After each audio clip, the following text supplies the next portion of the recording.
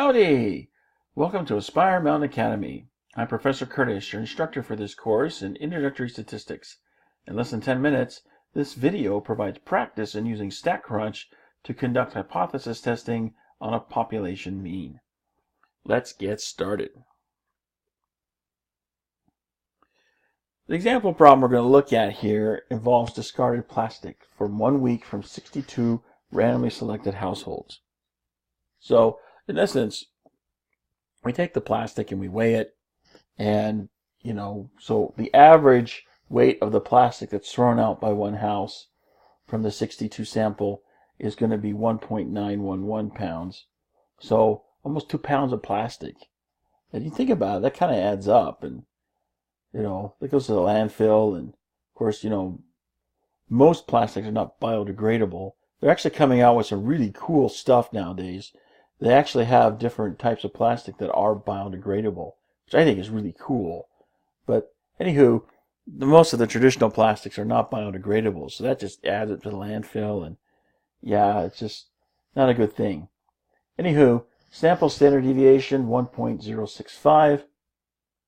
You see here we've got the same 5 questions that we saw earlier with proportion hypothesis testing.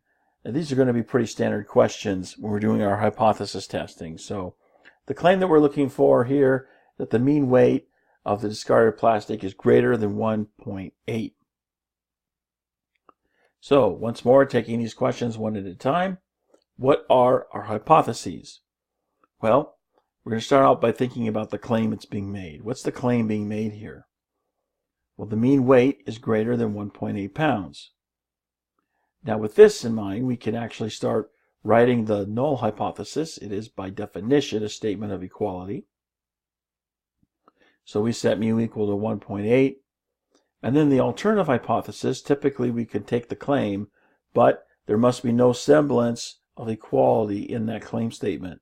And we can see that there is none here, so we'll just adopt that claim as our alternative hypothesis. So we see that there's a match between the claim and the alternative hypothesis. And look at that inequality symbol there. So it's like an arrow pointing to the right, which means we have a one-tailed test on the right side of the distribution. What's our test statistic? Well, we can get that out of StatCrunch. Go to Stat, T-Stats, because we don't know what the population standard deviation is. One sample, because we've got just the one sample. With summary, because we don't have any actual data, just summary stats. In the options window, you can see we put in our summary statistics there at the top. We adjust the fields for the hypothesis test. They match our null and alternative hypotheses. Go ahead and press compute. Out comes this wonderful little results window with a table inside, and the next to last value in that table is always going to be the test statistic. P-value, always next door to the test statistic. It's the last value that's listed there in the table. So now we've got those two numbers. We have what we need so we can actually resolve our hypothesis test. Are we going to reject the null hypothesis, or will we fail to reject the null hypothesis? Well, we can use the p-value to determine that. Here's our critical region, the region of rejection. It's here on the right because we have a right-tailed test. The significance level of 5%, that's the area for the rejection region.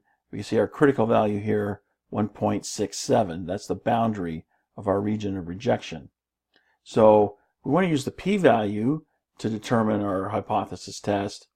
We go back to our results window, get that p-value, the last value there, 0.2075, definitely greater than 5%. And so therefore we fail to reject the null hypothesis. Alternatively, if we wanted to use the test statistic here 0.82, so that would place it right about here. So you can see we're outside that region of rejection, and we would then come to the same conclusion, fail to reject the null hypothesis. So what do we conclude from the hypothesis test? Well, what is it that we got here from our test? We failed to reject the null hypothesis, therefore there is not sufficient evidence. And we have a one-tailed test to test on the right. One-tailed test means we support the claim, so the option that gives us that combination is answer option B. Notice where each of the parts come from. It's really helpful. I would guess that by now you've got that little table that we talked about when I talked about the pattern that you need to follow. I figure you get that memorized. If you don't have memorized, well, keep working those flashcards or whatever you need to do to get this memorized, because it's really helpful for getting the answers to questions like this. And that brings us to the end of this mini lecture. I hope you found it helpful. You can find more mini lectures for this and other courses at AspireMountainAcademy.com. Thanks for watching. I'll see you in the next video.